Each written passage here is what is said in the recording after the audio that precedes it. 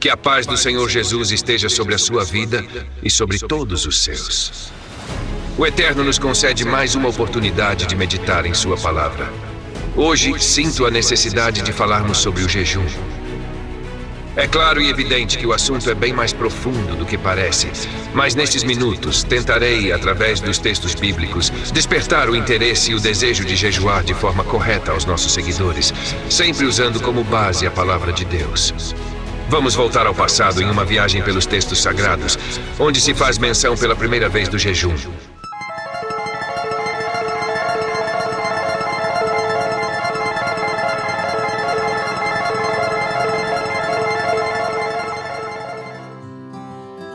Em Levítico capítulo 23, verso 27, diz: O 10º dia deste 7º mês é o dia da expiação. Façam uma reunião sagrada, humilhem-se e apresentem ao Senhor uma oferta preparada no fogo. Era um dia de penitência e oração, no qual o povo se abstinha de comer e beber. Mas alguém pode estar se perguntando agora: onde se fala de jejum neste versículo? Se meditarmos na palavra humilhar, entendemos que na visão bíblica, a humilhação está relacionada à abstinência. Vejam esta passagem de Esdras, capítulo 8, verso 21. Ali, junto ao rio Ahava, proclamei um jejum, para que nos humilhássemos diante do nosso Deus e lhe pedíssemos uma viagem segura para nós, para nossos filhos e para todos os nossos bens. Da mesma maneira, encontramos em 2 Crônicas, capítulo 7, verso 14. Se o meu povo que se chama pelo meu nome, se humilhar, orar, buscar a minha face e se afastar dos seus maus caminhos, então eu ouvirei dos céus, perdoarei o seu pecado e sararei a sua terra. Estes são exemplos do Antigo Testamento, e há mais. Contudo, eles servem para despertar o interesse em você, querido ouvinte da Palavra de Deus, para examinar os textos sagrados sobre o tema. Posso mostrar que há concordância entre os textos também no Novo Testamento. Vou citar 2 exemplos em que podemos observar que humilhar-se e jejuar têm a mesma sintonia espiritual. Em Tiago capítulo 4, verso 6 está escrito: Mas ele nos concede graça maior. Por isso diz a Escritura: Deus se opõe aos orgulhosos, mas concede graça aos humildes. E em Mateus capítulo 6, versos de 16 a 18: Quando jejuarem, não mostrem uma aparência triste como os hipócritas, pois eles mudam a aparência do rosto a fim de que os homens vejam que estão jejuando. Eu lhes digo verdadeiramente que eles já receberam sua plena recompensa.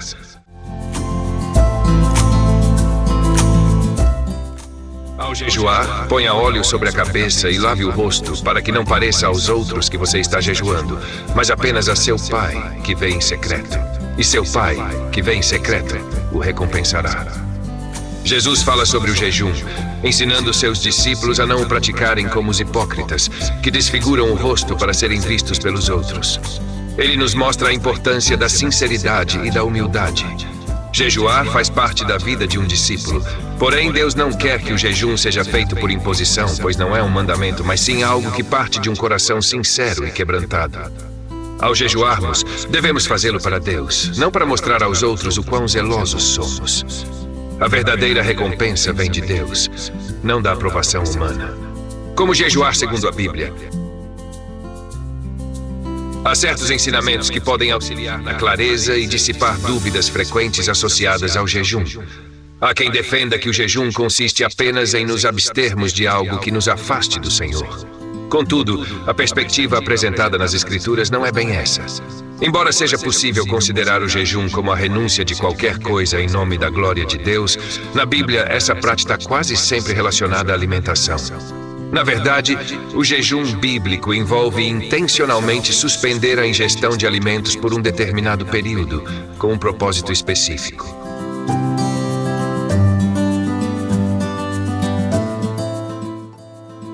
Vemos em Daniel capítulo 10, verso 3: Alimento desejável não comi, nem carne nem vinho entraram na minha boca, nem me ungi com unguento, até que se cumpriram as 3 semanas. E em 2 Samuel capítulo 12, versos de 15 a 17: Depois que Natã foi para casa, o Senhor fez adoecer o filho que a mulher de Urias dera a Davi. E Davi implorou a Deus em favor da criança. Ele jejuou e, entrando em casa, passou a noite deitado no chão. Os oficiais do palácio tentaram fazê-lo levantar-se do chão, mas ele não quis e recusou comer. No entanto, simplesmente deixar de comer não garante que o jejum seja aceitável aos olhos de Deus. Em passagens como Isaías e Zacarias, aprendemos que o verdadeiro jejum requer um coração humilde, sincero e contrito, acompanhado de uma busca genuína por Deus. O povo de Israel praticava o jejum, mas seu coração estava distante dele. Leia em Isaías capítulo 58, versos de 3 a 7, e Zacarias capítulo 7, versos de 1 a 5. Agora você pode perguntar: hoje estou em jejum, o que devo fazer? É importante compreender que, embora o jejum possa ser praticado a qualquer momento, os exemplos bíblicos e históricos revelam que homens e mulheres jejuavam com intenção definida e propósitos específicos, geralmente relacionados à busca de Deus e ao arrependimento. Em Tiago capítulo 4, verso 9, lemos: Senti dores, lamentai e chorai. Transformai o vosso riso em pranto e a vossa alegria em tristeza. Portanto, o jejum deve ser realizado com um objetivo claro. Quando possível, é recomendável afastar-se das múltiplas distrações e atividades do cotidiano durante esse período.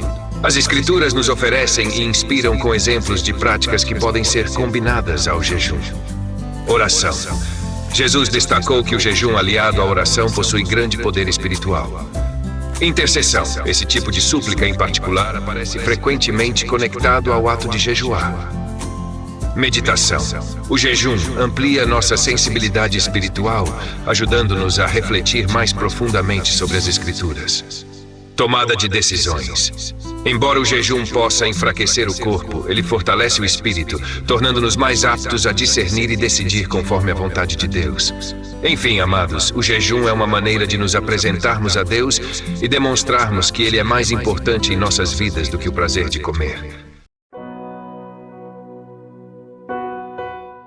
A Bíblia mostra claramente que Jesus jejuou e, no Sermão da Montanha, Jesus assumiu que todos iríamos jejuar.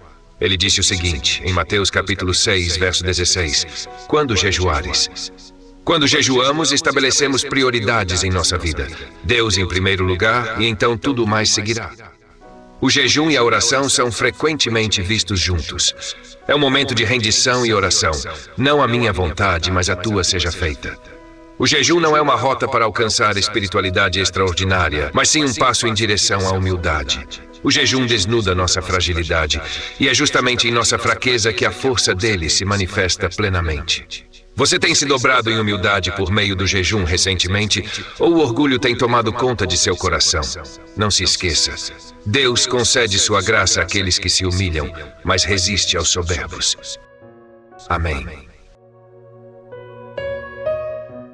Que Deus lhe conceda entendimento acerca destas verdades. Se este conteúdo edificou sua vida, inscreva-se em nosso canal, curta e ative o sininho para receber notificações quando postarmos novos vídeos.